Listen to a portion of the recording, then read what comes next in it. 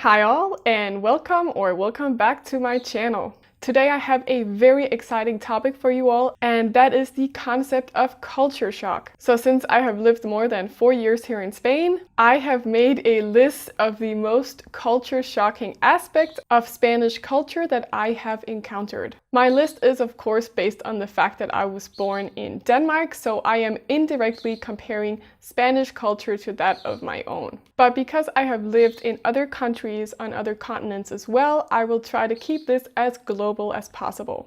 And don't forget to stay till the end of the video, as I will share my biggest culture shock of all at the end. But before that, I have plenty of other culture shocks to mention, and the first one is very much a positive thing, because I like to call it the living outdoors culture. What I mean by living outside, it is the fact that even in winter, you will often see people sitting down outside at a cafe to have a coffee. I live in the south of Spain, and winters here are pretty mild. But still, it does get chilly, especially in the evening in winter months. However, that doesn't really stop people from just sort of like existing outside, which I could have imagined it would, since most of the year has much higher temperatures. So thumbs up from here, and all you need to do in order to participate in this outdoorsy culture is to grab your best winter jacket and find your favorite cafe and sit down and have a glass of whatever you please. My next culture shock has to do with the amount of dogs. And hey, I get it, dogs make great companions, but wow, are there a lot of dogs here. And that is both in the countryside, but especially in urban areas. I remember reading that here in the south of Spain, in Andalusia, there are estimated to be more dogs than people. Just let that sink in for a while. This means that there is often barking, that streets often smell like dog excrements, and that it's quite common to see big dogs in very small apartments. Plus the fact that a lot of people have more than one dog. As a pet owner myself, I think it's great that a lot of buildings and landlords allow pets. However, I do think that there are too many dogs. I have to be honest and say that after I've moved to Spain, I actually like dogs less now, because I'm super tired of getting barked at all the time and almost stepping in dog poop every so often. Dogs are great, but I really wish there would be less dogs, especially in densely populated areas. From dogs, let's move on to jobs, because my next culture shock on the list is the fact that a lot of people want to become a funcionario here, which is basically the Spanish version of a civil servant, which means anyone working for the government or for a public institution. Now, I was quite surprised to learn that this is a dream and a goal for a lot of people, but hey, after learning more about the Spanish labor market, I kind of get it. You see, Spain has a very high unemployment rate, especially amongst the youth. So if you become a funcionario and work for the government, you basically have job security, and you are also in most cases guaranteed a better salary, which is something that's definitely not the case on the private labor market.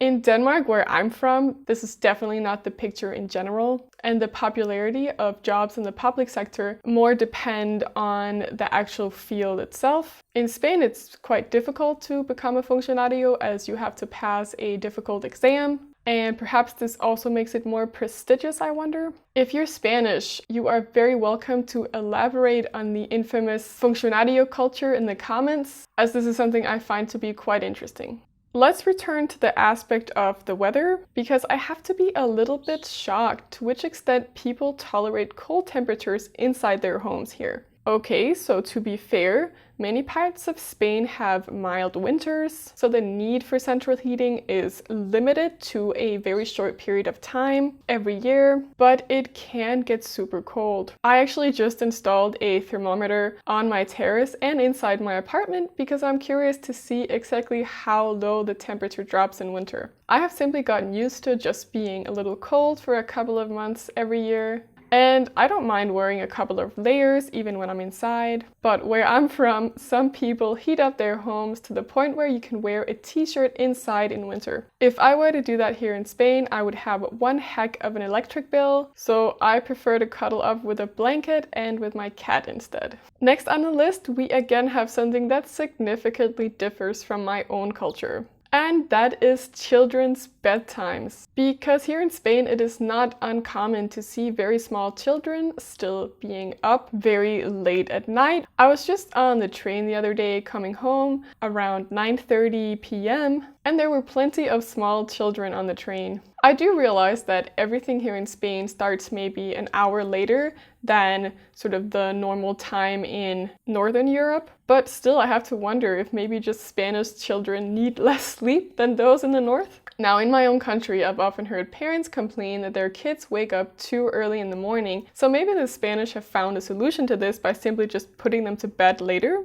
If you're a parent, please let me know in the comments if there's any reasons behind this that I have missed. Moving on, I am also very shocked by the low prices of long-haul buses, but equally shocked by how expensive it is to ride the train in Spain. For example, sometimes I need to go to the airport in Madrid, as this airport is super well connected if you're heading towards the Americas. And taking a bus to Madrid is super inexpensive, coming in at less than 20 euros typically. And this is more than 500 kilometers, and the bus takes maybe around 6 to 8 hours. On the other hand, if you were to take the train, it costs at least 45 euros, and that is if you book well in advance. To be fair, the train is also a high-speed train that takes you there in much less time, but it is still very obvious when you ride the train that riding the train in Spain is an activity for the wealthy. In a month, I need to go to Barcelona, and I was originally trying to avoid having to fly there. However, I had to give up on this plan as riding the bus there, so a long-haul bus, would take approximately 2 days. And I checked the train, and again, that would also take a while, but it would cost at least 100 euros. So in the end, I chose a Ryanair plane ticket for 25 euros. Oh well, what can you do? I really wish that the train would become more affordable for the ones of us that want to avoid flying when that's not absolutely necessary, and especially when it's domestic travel.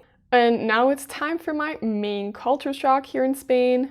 And this is something you may have heard me mention before if you're a returning visitor, and that is the loudness. Because my main culture shock is the level of noise and sort of the volume of society in general. It's become very clear to me that noise is much more tolerated here compared to where I'm from in the north of Europe, and probably also everywhere else I've lived. People speak louder, people slam doors at all hours, dogs are left barking on balconies, also late at night, and so forth.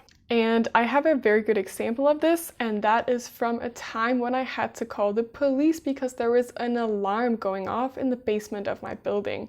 In the beginning, the police didn't take me seriously because they literally said, well, no one else has called about this issue. After I called a second time, they finally took me seriously and sent a car. But still, I'm quite shocked as to how nobody else called the police about this. This was a very loud alarm, and I live sort of on one of the top floors, so it must have been a lot louder for the people living below me. I think people are just so much more tolerant towards noise, and I wish I was too. But since I come from a very quiet island in the middle of nowhere in Denmark, my noise tolerance is basically zero. And it has also taught me a very important lesson, and that is that one day I would like to live somewhere where I have absolutely no neighbors. In the past, other people in the comments, when I have talked about this noise issue, some people have complained about the noise of tourists. And I completely agree, sometimes tourists can be very loud with their parties and whatnot, but I'm not talking about that kind of noise. I'm talking about a general, like everything is just louder in Spain. Everything from people watching the TV, people talking to each other, dogs, it's just louder in general. But of course the tourists don't help, and I'm sure that that's also a big problem for people in some areas. Alright guys, if you want to help support the channel, please check out some of the affiliate links I have down below in the description. For international banking, I can recommend the online bank Revolut, which is great for intercurrency transactions. And if you need some help in terms of moving to Spain and getting set up here, I have a partnership with the company Bureaucracy, which you can also find more about in the description. Thank you so much for watching till the end of the video, and have an awesome day.